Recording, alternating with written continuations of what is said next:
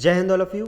जैसा कि आप सभी को पता है कि काफ़ी समय के बाद मध्य प्रदेश में पुलिस भर्ती परीक्षा के अंतर्गत आरक्षक भर्ती परीक्षा का नोटिफिकेशन आ चुका है, जिसके पेपर लगभग 6 मार्च से शुरू होना है।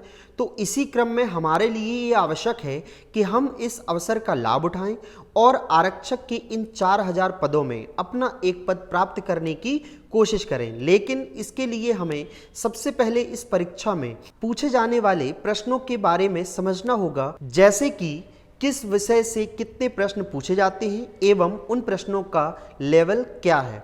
यदि हम इन प्रश्नों के उत्तर जान लें तो हमारे लिए यह तय करना आसान होगा कि हमें क्या पढ़ना है और कितना पढ़ना है। तो इसी प्रयास के अंतर्गत हम इस वीडियो लेक्चर की सीरीज में आपसे पिछले वर्षों में पूछे गए प्रश्नों के बारे में चर्चा करेंगे और ये जानने का प्रयास करेंगे कि आरक्षक भर्ती परीक्षा में किस विषय से कैसे प्रश्न आते हैं और उनका लेवल क्या है। साथ ही उन विषयों को आधार बनाकर उस विषय से जुड़े सभी आवश्यक तथ्यों को प्रश्न एवं उत्तर यानी क्वेश्चन एंड आंसर के फॉर्मेट में डिस्कस करने यानी कि उस पर चर्चा करने और उसे समझने का प्रयास करेंगे। उदाहरण के लिए यदि हम बात करें तो जैसा कि यहाँ पर एक प्रश्न पूछा गया है जो कि 2017 में ही पूछा गया है कि the governor of a state is appointed by, यानी कि किसी प्रदेश के राज्यपाल की नियुक्ति कौन करते हैं। चीफ जस्टिस यानी कि मुख्य न्यायाधीश, द प्राइम मिनिस्टर यानी कि प्रधानमंत्री, द वाइस प्रेसिडेंट यानी कि उपराष्ट्रपति और द प्रेसिडेंट यानी कि राष्ट्रपति। तो यहाँ आप सभी को पता है कि इसका आंसर द प्रेसिडेंट यानी कि राष्ट्रपति है। लेकिन इस प्रश्न को आधार बनाकर अब हम राज्यपाल से, यहाँ पर जो विषय आपको दिखाई दे रहा होगा वो कौन सा है, तो राज्यपाल। तो राज्यपाल से जुड़े हर एक तथ्य को प्रश्न एवं उत्तर के रूप में समझने का प्रयास करेंगे। तो चलिए इस वीडियो को शुरू करते हैं। लेकिन उससे पहले यदि आप हमसे फेसबुक या यूट्यूब के माध्यम से जुड़ना चाहते हैं तो आप सर्च कर सकते हैं सिद्धार्थ यादव एजुकेशन। इसके अलावा टेलीग्राम ऐप से जुड़ने के लिए आपको सर्च करना होगा सिद्धार्थ_यादव_एजुकेशन।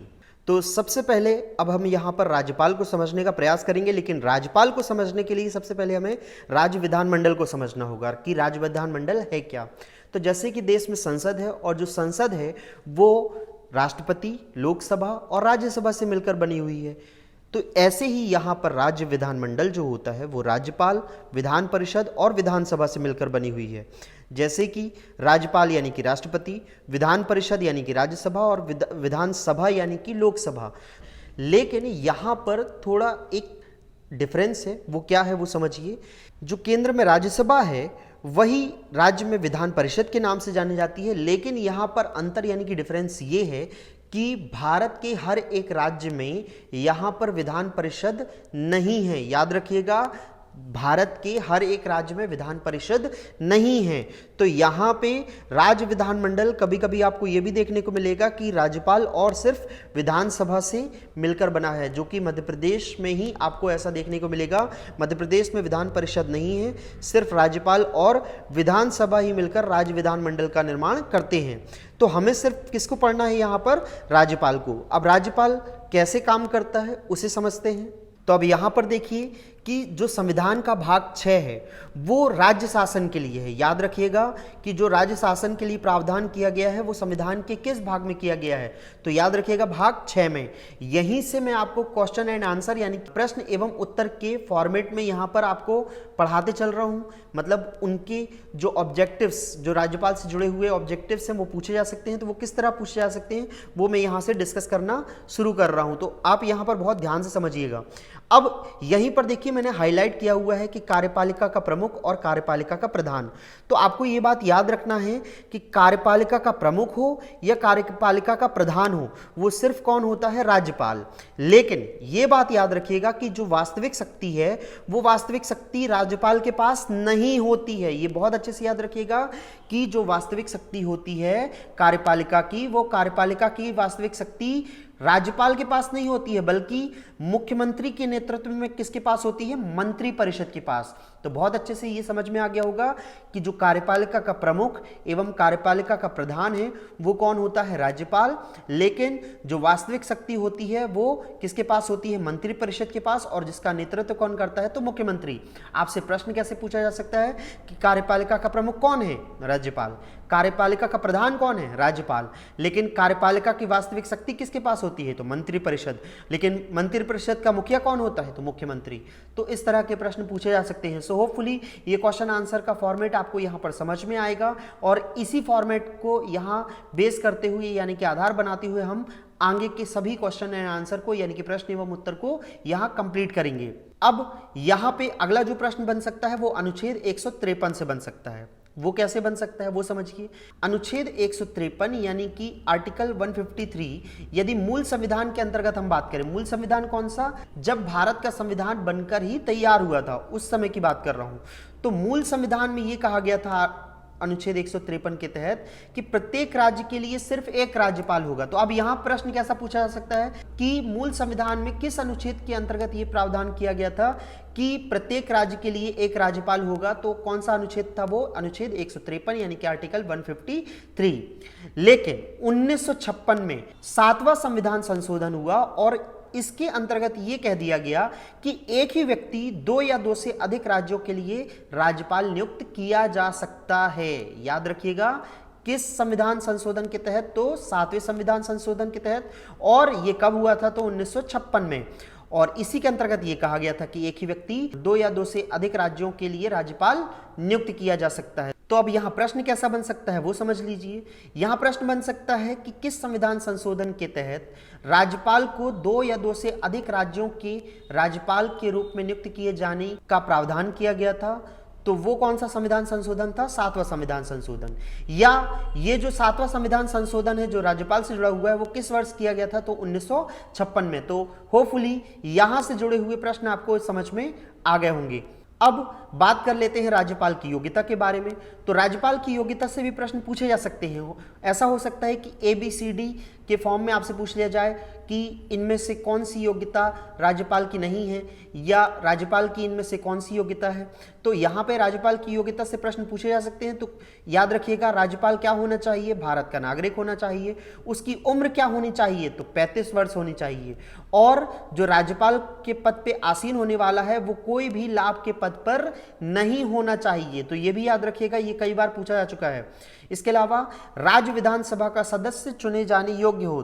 तो ये 4 छोटी छोटी यहाँ पे योग्यताएं हैं, आपको याद रखना है। एक तो बहुत ही आसान है कि भारत का नागरिक होना चाहिए, उसकी उम्र 35 वर्ष होनी चाहिए, लाभ के पद पर नहीं होना चाहिए, और राज्य विधानसभा का सदस्य चुने जाने योग्य होना चाहिए। अब यदि हम बात करें अनुच्छेद 156 के बारे में यानी कि आर्टिकल 156 के बारे में, तो ये जुड़ा हुआ है राज्यपाल की नियुक्ति को लेकर।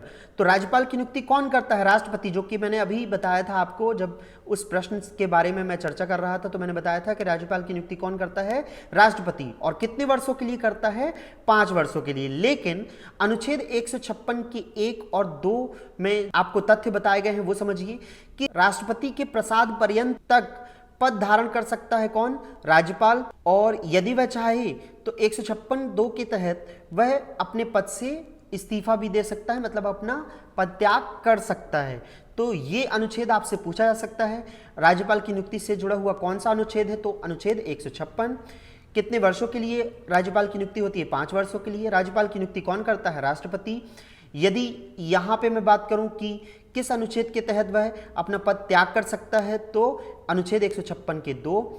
और राष्ट्रपति के प्रसाद पर्यंत पद धारण कर सकता है राज्यपाल, तो ये किस अनुच्छेद में कहा गया है, तो 156 के 1 में। तो ये सभी प्रश्न आपको यहाँ पे समझ में आ गए होंगे और उनके उत्तर भी।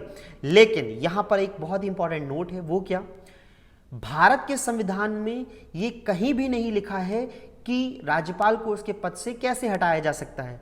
जैसा कि आप सभी को पता है कि राष्ट्रपति को हटाने के लिए महाभियोग प्रक्रिया अपनाई जाती है, लेकिन राज्यपाल के पद के लिए ऐसा कहीं भी नहीं लिखा हुआ है भारत के संविधान में।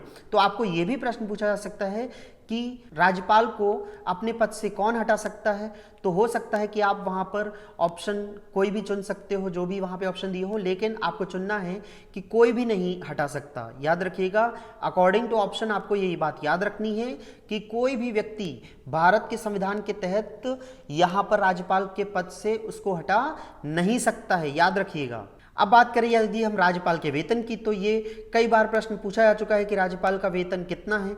तो राज्यपाल का वेतन जो कि बदल चुका है, पहले 1,10,000 था, अब राज्यपाल का वेतन 3,50,000 रुपए है। तो जब भी आपसे पूछा जाएगा कि राज्यपाल का मासिक वेतन कितना है, तो 3,50,000 रुपए। लेकिन यहां पर भी आपको एक चीज याद रखनी है कि जैसा कि मैंने आपको बताया था कि 7वें संविधान संशोधन के तहत कि 2 या 2 से अधिक राज्यों के राज्यपाल एक ही हो सकते हैं, तो ये प्रश्न भी बनता है कि उन्हें क्या अलग अलग राज्यों के राज्यपाल के रूप में रहने के लिए अलग अलग वेतन यानी कि अलग अलग सैलरी दी जाएगी? जी नहीं।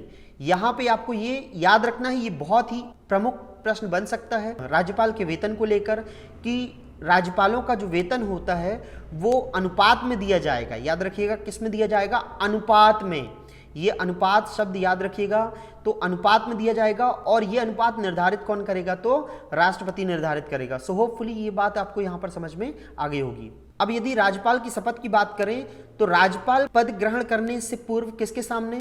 उच्च न्यायालय के मुख्य न्यायाधीश, उच्च न्यायालय हाई कोर्ट, जो राज्य का उच्च न्यायालय होता है उसके मुख्य न्यायाधीश, या कभी कभी ऐसा भी होता है कि मुख्य न्यायाधीश नहीं होता है अपने पद पर, तो वरिष्ठतम न्यायाधीश जो होता है उसके सम्मुख राज्यपाल अपने पद की शपथ लेता है। तो यहां पर प्रश्न क्या बनेगा कि राज्यपाल को अपने पद की शपथ किसके सामने लेनी पड़ती है? तो यहां पर कौन होता है? वो मुख्य न्यायाधीश या उच्च न्यायालय का वरिष्ठतम न्यायाधीश। अब यहां से आपको समझना होगा राज्यपाल के कार्यपालिका संबंधी कार्य, लेकिन फिर वही हम इसे सिलेबस के तौर पे नहीं, क्वेश्चन एंड आंसर यानी कि प्रश्न एवं उत्तर के फॉर्मेट में समझने का प्रयास कर रहे हैं, तो बहुत अच्छे से समझिएगा। तो ये चीज आपसे पूछी जा सकती है कि जो भी कार्यपालिका के कार्य हैं वो किसके नाम पर किए जाते हैं? तो यहां पर मुख्यमंत्री भी लिखा मिल सकता है, राज्यपाल भी लिखा मिल सकता है, दोनों के नाम मिल सकते हैं, या इनमें से कोई नहीं मिल सकता है, ऐसे ऑप्शन मिल सकते हैं। तो याद रखिएगा, कार्यपालिका के जितने भी कार्य हैं वो राज्यपाल के नाम से किए जाते हैं। तो ये भी आपका प्रश्न बन सकता है। तो आपको अभी यहाँ पे उत्तर पता है कि राज्यपाल के नाम से ही कार्यपालिका के कार्य किए जाते हैं। एक और प्रश्न बन सकता है कि मंत्रिपरिषद और मुख्यमंत्री को नियुक्त करने का काम कौन करता है? तो याद रखिएगा, मुख्यमंत्री और मंत्रिपरिषद के सदस्यों को नियुक्त करता है कौन? राज्यपाल। तो ये प्रश्न भी अब आपसे यहां पर बन जाएंगे। लेकिन जब मंत्रिपरिषद के सदस्यों को नियुक्त किया जाता है तो उसके लिए मुख्यमंत्री की सलाह ली जाती है, याद रखिएगा। इसके अलावा जो इनको शपथ दिलाने का काम है वो भी राज्यपाल के द्वारा किया जाता है। अब ये भी एक बहुत महत्वपूर्ण यहाँ पर प्रश्न बन सकता है कि राज्य के मुख्य सचिव, महाधिवक्ता, राज्य लोक सेवा आयोग के अध्यक्ष एवं सदस्यों की नियुक्ति कौन करता है? ऐसे कोई भी प्रश्न बन सकते हैं। तो याद रखिएगा कि राज्य के मुख्य सचिव, महाधिवक्ता, राज्य लोक सेवा आयोग के अध्यक्ष और सदस्यों की नियुक्ति राज्यपाल के द्वारा की जाती है। लेकिन बहुत अच्छे से याद रखिएगा कि नियुक्ति तो राज्यपाल के द्वारा की जाती है, यानी कि अपॉइंटमेंट तो गवर्नर के द्वारा ही दी जाती है, लेकिन राज्य लोक सेवा आयोग के सदस्यों को हटा नहीं सकता है। ये बहुत ही इंपॉर्टेंट पॉइंट है। तो यहाँ पे मध्य प्रदेश लोक सेवा आयोग की यदि मैं बात करूं तो उसके सदस्यों को नहीं हटा सकता कौन? राज्यपाल। इसके सदस्य केवल राष्ट्रपति के द्वारा ही हटाए जा सकते हैं और इसका प्रावधान अनुच्छेद 317 में किया गया है, आर्टिकल 317। तो राज्य लोक सेवा आयोग के सदस्यों को हटाने का काम राष्ट्रपति के द्वारा किया जाएगा, लेकिन यहां पर राज्यपाल का कोई दखल नहीं होगा। और ये कहां पर दिया गया है? तो ये अनुच्छेद 317 में दिया गया है। अब यहां पर एक और महत्वपूर्ण प्रश्न आता है कि क्या राज्य के उच्च न्यायालय में न्यायाधीशों की नियुक्ति राज्यपाल के द्वारा की जाती है? जी नहीं, राज्यपाल के द्वारा उच्च न्यायालय के न्यायाधीशों की नियुक्ति नहीं की जाती है। ये बात बहुत अच्छे से याद रखिएगा। ये भी बहुत ही महत्वपूर्ण प्रश्न बन सकता है कि राज्यपाल के द्वारा उच्च न्यायालय के न्यायाधीशों की नियुक्ति नहीं की जाती है, बल्कि वो राष्ट्रपति को परामर्श देता है। और इसके लिए कौन सा अनुच्छेद है? तो अनुच्छेद 217 है, यानी कि आर्टिकल 217 है, 217 का भी 1। तो याद रखिएगा कि यहां पर राष्ट्रपति को सिर्फ परामर्श दे सकते हैं उच्च न्यायालय के न्यायाधीशों की नियुक्ति के लिए। कौन दे सकता है? तो राज्यपाल। इसके अलावा एक पॉइंट ऐसे ही याद रख सकते हैं कि राज्यपाल का अधिकार है कि वे राज्य के प्रशासन के संबंध में मुख्यमंत्री से सूचना प्राप्त कर सकते हैं। इसके बाद एक और प्रश्न यहां बन सकता है कि राष्ट्रपति शासन के समय यानी कि प्रेसिडेंट रूल के समय राज्य का प्रशासन जो होता है वो किसके द्वारा चलाया जाता है? तो याद रखिएगा, राज्यपाल के द्वारा। जी हां, जो राज्यपाल है वो केंद्र सरकार के अभिकर्ता के रूप में कार्य करता है। तो राष्ट्रपति शासन के समय राज्य का प्रशासन कौन चलाता है? तो राज्यपाल। ये प्रश्न भी अब आपको यहां पर समझ में आ गया होगा। ये भी प्रश्न बन सकता है, राज्य के विश्वविद्यालयों का यानी कि यूनिवर्सिटीज का कुलाधिपति होता है, वो कौन होता है? तो वो भी कौन होता है? राज्यपाल। तो इस प्रश्न का उत्तर भी मिल गया कि विश्वविद्यालयों का कुलाधिपति कौन होता है? तो कुलाधिपति होता है राज्यपाल। लेकिन उप कुलपतियों की नियुक्ति करने का काम भी किसके द्वारा किया जाता है? यहाँ पे राज्यपाल के द्वारा। तो ये प्रश्न बन सकता है कि विश्वविद्यालयों के उप कुलपतियों की नियुक्ति किसके द्वारा की जाती है? तो राज्यपाल के द्वारा। अब जो अगला प्रश्न बन सकता है वो राज्य विधान परिषद से बन सकता है। इस राज्य विधान परिषद के लिए मैंने आपको बताया था कि ये जो विधान परिषद होती है ये राज्यसभा के जैसे होती है, जो केंद्र में राज्यसभा होती है उसके तरह होती है। तो आपको ये पता होगा कि राज्यसभा में 12 सदस्य नामांकित किए जाते हैं राष्ट्रपति के द्वारा। उसी तरह राज्य विधान परिषद में यदि किसी राज्य में राज्य विधान परिषद है तो उस विधान परिषद की जो कुल सदस्य संख्या होती है उसका 1/6 भाग यानी कि 1/6 पार्ट जो सदस्य होते हैं वो नियुक्त किए जाते हैं राज्यपाल के द्वारा। और ये जो नियुक्त किए जाते हैं राज्यपाल के द्वारा ये विज्ञान, साहित्य, कला, समाज सेवा, सहकारी आंदोलन से जुड़े हुए होते हैं। तो ये किस अनुच्छेद में दिया गया है? तो ये दिया गया है अनुच्छेद 171 के 5 में यानी कि आर्टिकल 171 के 5 में।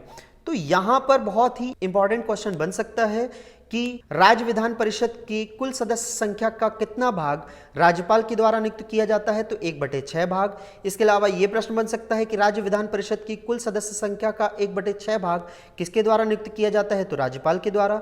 या यह प्रश्न बन सकता है कि जो राज्य विधान परिषद की कुल सदस्य संख्या का 1/6 भाग राज्यपाल के द्वारा नियुक्त किया जा रहा है वो किससे जुड़े हुए हैं? तो वो विज्ञान, साहित्य, कला, समाज सेवा, सहकारी आंदोलन आदि से जुड़े हुए हैं। या ये पूछा जा सकता है कि ऐसा किस आर्टिकल में, किस अनुच्छेद में बताया गया है कि 1/6 भाग सदस्यों को नियुक्त करने का काम राज्यपाल के द्वारा किया जाता है? तो वो अनुच्छेद 171 के 5 में है। तो ये सभी जो प्रश्न मैंने यहाँ बताए हैं आप इन्हें नोट कर सकते हैं और नोट करके इन्हें याद रख सकते हैं। लेकिन यहाँ पर भी एक महत्वपूर्ण बिंदु है कि जो राज्यसभा में 12 लोगों को नामांकित किया जाता है राष्ट्रपति के द्वारा वो विज्ञान, साहित्य, कला आदि से तो जुड़े होते हैं, लेकिन राज्य विधान परिषद के अंतर्गत सहकारी आंदोलन शामिल किया जाता है, जबकि केंद्र में ऐसा नहीं है। ये बात याद रखिएगा, केंद्र में सहकारी आंदोलन को शामिल नहीं किया गया है। केंद्र की राज्यसभा में केवल विज्ञान, साहित्य, कला, समाज सेवा आदि से जुड़े व्यक्तियों को ही यहाँ नामांकित करने का काम राष्ट्रपति के द्वारा किया जाता है। अब तक आप समझ चुके होंगे कि राज्यपाल जो है वो विधानमंडल का अभिन्न अंग है। जैसा कि मैंने आपको बताया था कि जो राज्य विधानमंडल है वो राज्यपाल, विधान परिषद और विधानसभा से मिलकर बनी हुई है। लेकिन कई राज्यों में ऐसा है कि वहाँ पर विधान परिषद नहीं है, तो वहाँ पर सिर्फ राज्यपाल और विधानसभा मिलकर विधानमंडल का निर्माण करते हैं। और ऐसी ही विधानमंडल है मध्य प्रदेश की, तो मध्य प्रदेश विधानमंडल मिलकर बनी है राज्यपाल और विधानसभा से। तो ऐसा किस अनुच्छेद में दिया गया है? तो अनुच्छेद 164 में यानी कि आर्टिकल 164 में दिया गया है कि राज्यपाल विधानमंडल का अभिन्न अंग है, इसके बिना विधानमंडल का निर्माण नहीं हो सकता है। अब यह भी प्रश्न बन सकता है कि जो विधानमंडल है, जो कि मैंने अभी आपको बताया मध्य प्रदेश में राज्यपाल और विधानसभा मिलकर बनाती हैं, तो इसका सत्र आरंभ कौन करता है, सत्र अवसान कौन करता है, इसका विघटन कौन करता है? तो ये सभी प्रश्न का उत्तर एक ही है, राज्यपाल। कि विधानमंडल का सत्र आरंभ कौन करता है? तो राज्यपाल। सत्र अवसान कौन करता है? तो राज्यपाल। उसका विघटन कौन करता है? तो राज्यपाल। तो ये सब विधायी अधिकार के अंतर्गत आते हैं, ये भी याद रखिएगा। इन सब के अलावा एक और चीज पूछी जा सकती है कि जो विधानसभा का अधिवेशन है उसे बुलाने का काम या उसे संबोधित करने का काम कौन करता है? तो राज्यपाल। इसके अलावा यदि हम बात करें कि यहाँ पर विधान परिषद और विधानसभा दोनों यहाँ पे अस्तित्व में है, यानी कि दोनों एग्जिस्ट करती हैं, तो यहाँ पे ये समझना होगा कि उनका संयुक्त अधिवेशन बुलाया जा सकता है और उन्हें संबोधित किया जा सकता है, और इन्हें संबोधित करने का काम किसके द्वारा किया जाता है? तो वो किया जाता है राज्यपाल के द्वारा। सो होपफुली यहाँ पर ये प्रश्न आपको यहाँ पे समझ में आ रहे होंगे।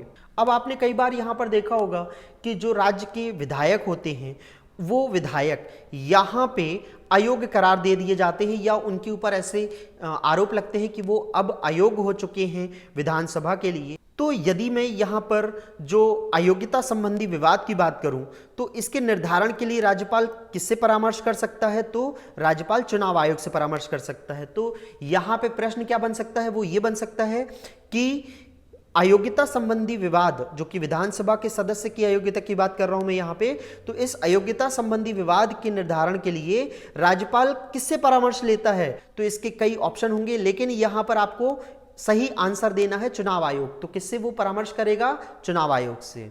और ये तो आप सभी को पता है कि केंद्र में जो अधिनियम बनता है वो राष्ट्रपति के हस्ताक्षर के बाद बनता है, लेकिन राज्य में राज्य विधानमंडल जो होती है उसमें यदि कोई विधेयक पारित किया जाता है तो वो अधिनियम तभी बनता है जब राज्यपाल के वहां पर हस्ताक्षर हो जाएं। तो ये बहुत ही आसान है, ये आपको याद भी होगा कि राज्यपाल के हस्ताक्षर के बाद ही कोई विधेयक यहाँ पर अधिनियम बन पाता है।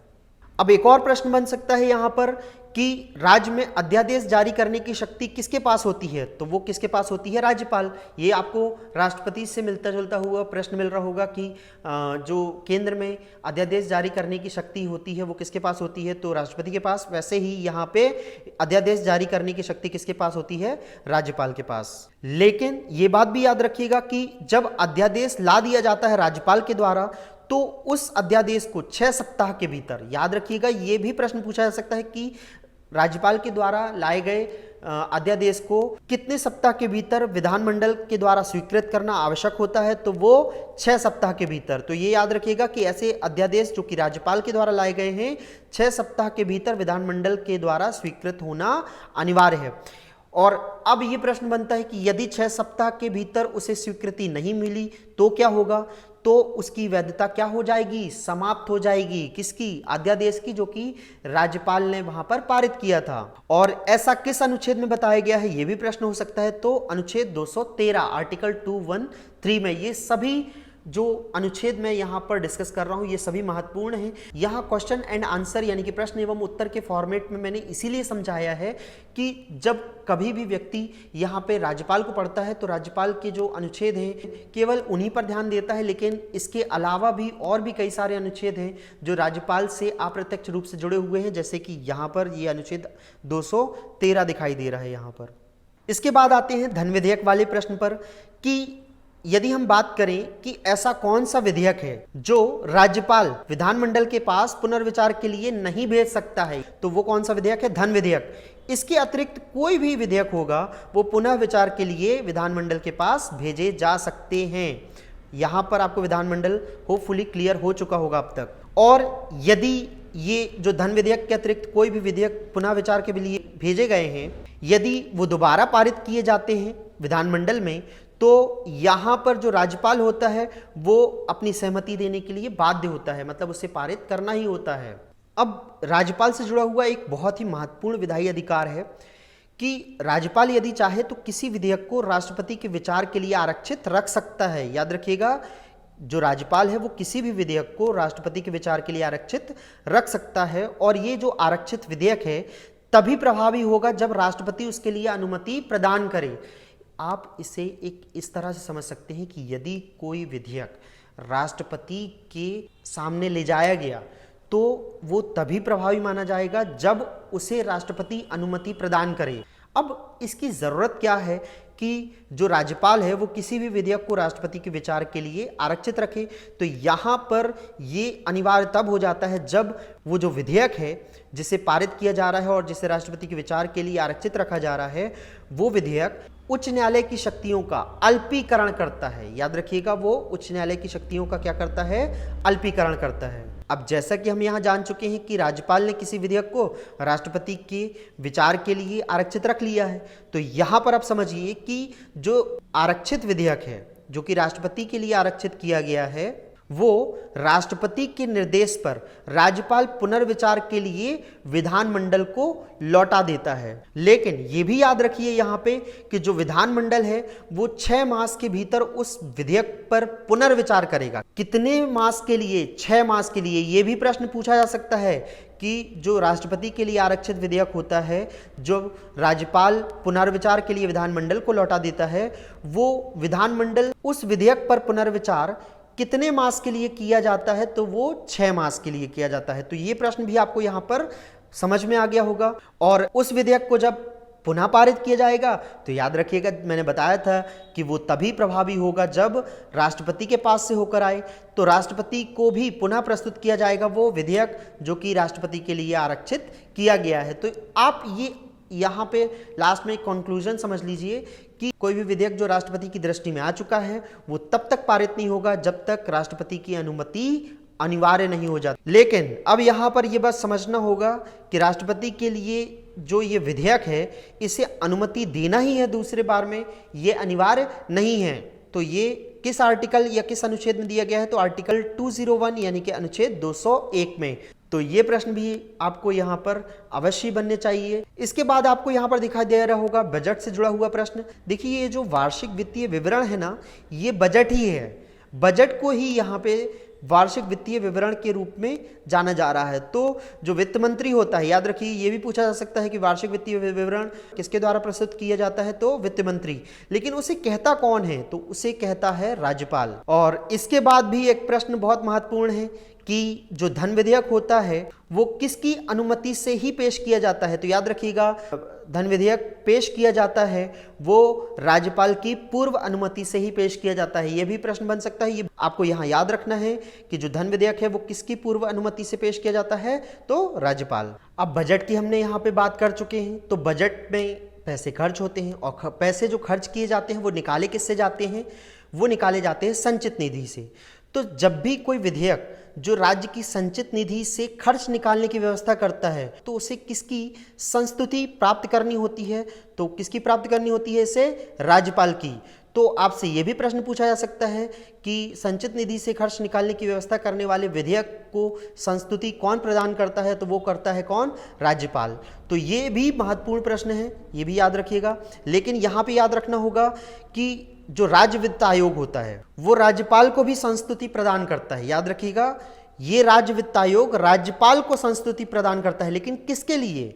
वो करता है ऐसे विशेष राज्यों की पंचायतों के द्वारा विनियोजित हो सकने वाले करों और शुल्कों के निर्धारण के सिद्धांतों के विषय में। याद रखिएगा, किसके लिए? तो राज्य की पंचायतों द्वारा विनियोजित हो सकने वाले करों और शुल्कों के निर्धारण के सिद्धांतों के विषय में। तो ये भी एक प्रश्न बन सकता है। हालांकि कांस्टेबल में इतना डेप्थ में जरूर नहीं आएगा, लेकिन होपफुली कि यदि ये प्रश्न पूछा जाए तो आपसे बन जाए। अब जैसा कि आपने केंद्र में देखा होगा कि केंद्र में राष्ट्रपति को क्षमादान करने की शक्ति प्राप्त होती है, वैसे ही राज्यपाल को यहाँ पर दंडादेश का निलंबन या परिहार या लघुकरण करने की शक्ति भी प्राप्त होती है। ये भी आपको यहाँ पे राष्ट्रपति से मिलता जुलता ही ये फैक्ट दिखाई दे रहा होगा। लेकिन इससे जुड़ा हुआ एक और प्रश्न पूछा जा सकता है कि राज्यपाल दंडादेश का निलंबन या परिहार या लघुकरण करने की शक्ति का उपयोग करता है, वो किस अनुच्छेद के अंतर्गत करता है? तो अनुच्छेद 161 यानी कि आर्टिकल 161 के तहत करता है। तो ये भी बहुत ही महत्वपूर्ण प्रश्न है, ये तो बिल्कुल मत छोड़िएगा, ये पूछा भी जा चुका है पहले भी। अब यहाँ पर राष्ट्रपति और राज्यपाल में जो क्षमादान करने की शक्ति होती है वो दोनों में कुछ अलग होती है। वो कैसे भला? वो समझिए कि जो राष्ट्रपति होता है वो मृत्युदंड का जो आदेश होता है, राष्ट्रपति उसमें भी क्षमादान प्रदान कर सकता है, लेकिन राज्यपाल मृत्युदंड के आदेश को क्षमा प्रदान नहीं कर सकता है। ये बात याद रखिएगा, राज्यपाल मृत्युदंड के आदेश को क्षमादान प्रदान नहीं कर सकता है। ऐसे ही जो कोर्ट मार्शल है, कोर्ट मार्शल के दंडादेश के मामले में राष्ट्रपति को तो शक्ति प्राप्त है जो कि सेना न्यायालय के अंतर्गत आता है, लेकिन राज्यपाल को यह शक्ति प्राप्त नहीं है। तो यदि यहाँ पे कोर्ट मार्शल की बात हो रही है यानी कि सेना न्यायालय की बात हो रही हो, और या फिर मैं बात करूं कि मृत्यु दंडादेश की बात हो रही हो, तो दोनों ही जगह पर राज्यपाल को कोई भी शक्ति प्राप्त नहीं है, बल्कि राष्ट्रपति को ये शक्तियां प्राप्त हैं। और फिर ये तो कई बार आपने पढ़ा भी होगा कि जो अनुच्छेद 356 है उसके अंतर्गत राज्यपाल यदि चाहे तो वो राज्य में ऐसी परिस्थितियां उत्पन्न होने पर कि अब जो राज्य है उसका शासन संविधान के बंदों के अनुसार नहीं चलाया जा सकता है, यदि उसे राज्यपाल को ऐसा लगता है तो वो राष्ट्रपति शासन की मांग कर सकता है। तो ये आपको होपफुली ये ऑलरेडी याद ही होगा यहाँ पर, लेकिन यदि आपको याद नहीं है तो याद रखिएगा कि राष्ट्रपति शासन की मांग किसके अंतर्गत की जा सकती है यहाँ पे राज्यों में, राज्यपाल के द्वारा अनुच्छेद 356 के तहत। इसके बाद जो महत्वपूर्ण प्रश्न बनता है कि जो राज्यपाल को इतनी शक्तियाँ और जो उसके कर्तव्यों के बारे में बात की गई है, उसके कार्यों के बारे में बात की गई है, तो यदि वो अपनी शक्तियों का उपयोग नहीं करते हैं तो क्या इसके लिए क्या वो किसी न्यायालय के प्रति उत्तरदायी हैं? तो जी नहीं, वो किसी भी न्यायालय के प्रति उत्तरदायी नहीं है। ये याद रखिएगा कि राज्यपाल अपने पद की शक्तियों के प्रयोग एवं कर्तव्यों के पालन के लिए किसी न्यायालय के प्रति उत्तरदायी नहीं है। और एक और जो प्रश्न बन सकता है कि क्या राज्यपाल की पदावधि के दौरान उनके विरुद्ध किसी भी न्यायालय में किसी प्रकार का आपराधिक प्रक्रिया या आपराधिक कार्यवाही प्रारंभ की जा सकती है? तो ये भी याद रखिएगा कि जब राज्यपाल अपने पद पर आसीन हैं तो उनके विरुद्ध किसी भी न्यायालय, चाहे वो जिला न्यायालय हो, चाहे वो उच्च न्यायालय हो, कोई भी न्यायालय हो, उनके ऊपर किसी भी प्रकार के आपराधिक कार्यवाही प्रारंभ नहीं की जा सकती है। ये बात यहाँ पे बहुत अच्छे से समझ जाइए आप, जो कि आपके एग्जाम में पूछा जा सकता है। और जब आपको ये पता है कि आपराधिक कार्यवाही प्रारंभ ही नहीं की जा सकती तो गिरफ्तारी की तो बात ही नहीं उठती। तो ये भी याद रखिएगा कि जब वो अपने पद पे हैं, मतलब राज्यपाल अपने पद पर हैं, तो उनकी गिरफ्तारी का आदेश किसी भी न्यायालय के द्वारा जारी नहीं किया जा सकता। तो आपसे पूछा जा सकता है कि क्या जब राज्यपाल अपने पद पे होते हैं तो किसी न्यायालय के द्वारा उनकी गिरफ्तारी का आदेश जारी किया जा सकता है? तो जी नहीं, उनकी गिरफ्तारी का आदेश जारी किसी भी न्यायालय के द्वारा नहीं किया जा सकता है। अब यहाँ पे जो अगला प्रश्न बन सकता है वो ये है कि कोई व्यक्ति जो राज्यपाल का पद ग्रहण करने से पूर्व या पश्चात जो उनके द्वारा किया गया कार्य है उसके संबंध में कोई सिविल कार्यवाही करनी है तो कितने महीने पहले उन्हें पूर्व सूचना देनी पड़ती है? तो याद रखिएगा उन्हें 2 महीने पूर्व सूचना देनी पड़ती है। तो ये प्रश्न भी अब आपको यहाँ पर बन जाएगा। तो ये जो सभी राज्यपाल से जुड़े हुए प्रश्न थे वो सभी प्रश्न मैंने यहाँ पर कवर करने की कोशिश की है। होपफुली ये प्रश्न आपको समझ में आए होंगे और उनके उत्तर भी समझ में आए होंगे और इसका फ़ायदा आपको यहाँ पर आपके एग्ज़ाम में भी मिलेगा, ऐसी मैं उम्मीद करता हूँ। और साथ ही ये भी उम्मीद करता हूँ कि ये सारे फैक्ट्स आपको यहाँ पे समझ में आए होंगे। ऐसे ही आरक्षक भर्ती परीक्षा से जुड़े हुए जो अन्य प्रश्न हैं उनको आधार बनाते हुए मैं आगे वाली वीडियो लाता रहूँगा और सभी तथ्यों को यहाँ पर प्रश्न एवं उत्तर यानी कि क्वेश्चन एंड आंसर के फॉर्मेट में डिस्कस करता रहूँगा। मिलते हैं नेक्स्ट वीडियो में, तब तक के लिए जय हिंद, जय भारत।